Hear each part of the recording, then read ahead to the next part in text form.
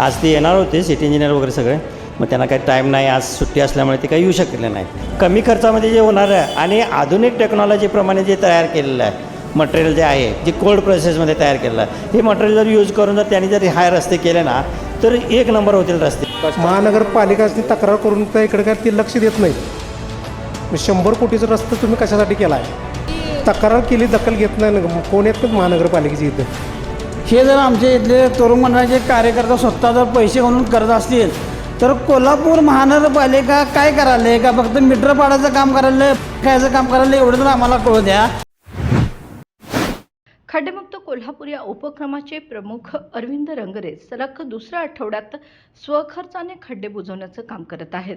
पहिल्या आठवड्यात उद्यमनगर तर आज शाहूनगर परिसरात 8 ते 10 खड्ड्यांचं पॅचवर्क करण्यात आलं. आजच्या कामासाठी महानगरपालिकेचे अधिकारी येणार असल्याचं सांगितलं होतं, मात्र कोणतेही अधिकारी या ठिकाणी आले नाहीत. महानगरपालिकेचे अधिकारी आज येणार होते पण आले नाहीत. ते का आले नाहीत चला जाणून घेऊया या उपक्रमाचे प्रमुख अरविंद रंगरे यांच्याकडून. कोल्हापूरचे रस्त्यात खड्डे आहेत की खड्ड्यात रस्ते आहेत तेच कळेनासं झालंय. काय कोल्हापूरकर तर आता सामान्य नागरिक जागे झालेले आहेत की खड्डे भरपूर आहेत.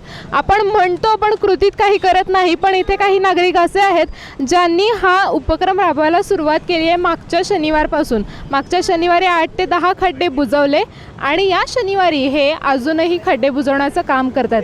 महानगरपालिकेकडे याची दखल घेतली गेली होती पण अधिकारी अजूनही इथे कोणीही आलेले नाहीत. त्यांनी लक्ष दिलेलं नाही आहे. महानगरपालिकेला नेमकी जाग कधी येणार हे कोल्हापूरकरांना कळत नाही आहे. पण हा सामान्य नागरिक म्हणतोय आता मी थांबणार नाही आहे, आता मी रस्ते पूर्ण बुजवल्याशिवाय थांबणारच नाही आहे. तर त्यांच्याशी आपण बोलूया आणि जाणून घेऊया की नेमकं त्यांचं धोरण काय आहे आणि महानगरपालिका कधी दाद घेणार आहे. हा उपक्रम राबवायला आपण सुरुवात केलेली आहे मागच्या शनिवारपासून. मागच्या शनिवारी पहिला शनिवार होता आणि हा दुसरा शनिवार उजाडला आहे. तरी सुद्धा इकडे प्रशासनाचं लक्ष गेलंय का सर? नाही, अजून तरी तसं म्हणावं असं तसं गेलेलं नाही आहे. आज ते येणार होते सिटी इंजिनियर वगैरे सगळे, मग त्यांना काही टाईम नाही, आज सुट्टी असल्यामुळे ते काही येऊ शकले नाहीत. हरकत नाही, माझा कार्यक्रम मी करत आहे. त्यात काय त्याने ते केव्हा मनावर घेतील तेव्हा हे होते, त्यांच्यात काय असं हे नाही आहे. मग आता महानगरपालिकेचं नेमकं म्हणणं काय आणि तुम्ही त्याच्यावरती काय करणार आहे? ते महानगरपालिका काल त्यांनी ते आमचे टेक्निकल ऑफिसर वगैरे ते कंपनीचे माणसं वगैरे आले होते. त्यांनी ते सगळे टेक्निकल त्यांना ते सांगितलेलं आहे. तर त्यांनी ती सगळी माहिती घेऊन आम्ही बघू, विचार करू आणि ते बघू, आम्ही ट्रायल घेऊ म्हटलं. आणि आज तुम्ही या ठिकाणी घ्या म्हटलं आणि आम्ही येतो. तर आज काय कोण यायला काही आले नाहीत, त्यामुळं आपलं काम ते करत आहे मी, बाकी काय नाही. त्यांना ती आता टेक्निकल ऑफिसर त्यांना सांगितलंच आहे ऑलरेडी. ऑलरेडी त्यांना काल सगळं माहिती दिलेलंच आहे. मग आता आणि काय द्यायचं आहे, ती परवा पण मागच्या वेळा आपण दिलेलंच की आलेलं नाही आहेत फक्त. आणि ते काय त्यांच्या मनावर येईल तेव्हा आता ते हे करतात, आपलं काम करत राहील. जोपर्यंत शासन जागरूक होत नाही तोपर्यंत आपलं निदान काम तर चालू करूया. म्हणजे तुम्हाला असं वाटते की महानगरपालिकेकडून आपल्याला काय मदत मिळू शकेल?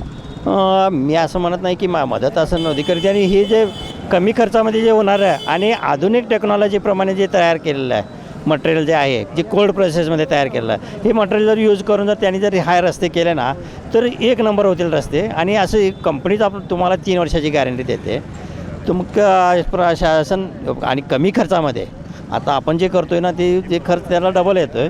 त्या कमी अर्ध्या जर किमतीत जर तुमचे खड्डे मोजत असेल तर प्रशासन का करू नये असं मी म्हणतोय, बाकी काय.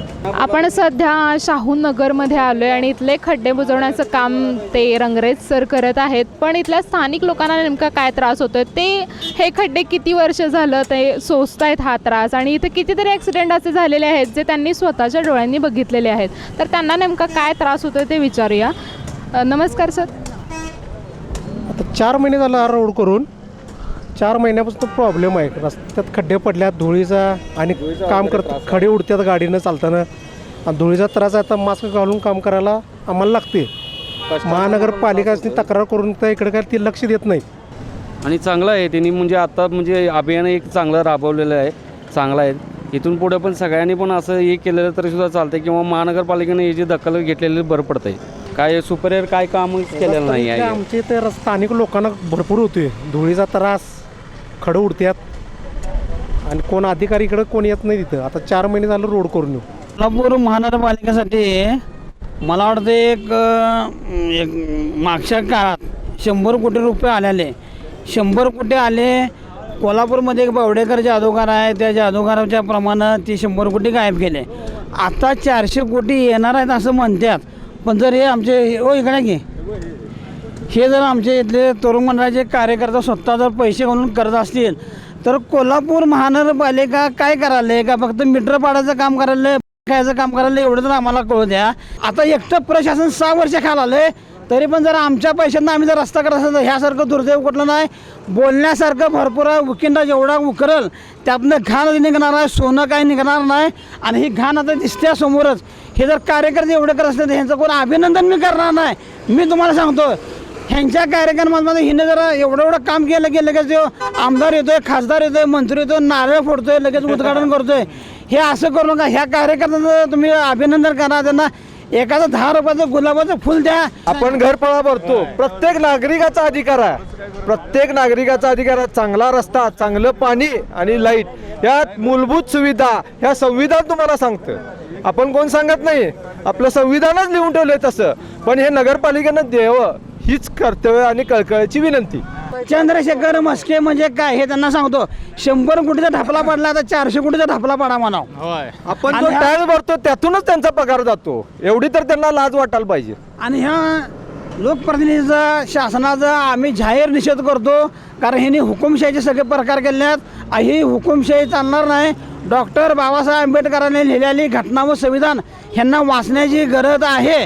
आणि इकडची पण मोजवायचे आहेत, तिकडची पण मोजवायचे आहेत. सगळे खड्डे मोजलेले आहेत. गटारे काम केले आहेत, गटारीचं अर्धवट केलेलं आहे. गटारीत काम अर्धवटच आहे सगळं. अजून पूर्ण गटारे पैसे खाऊन उचलून गेल्यात सगळी.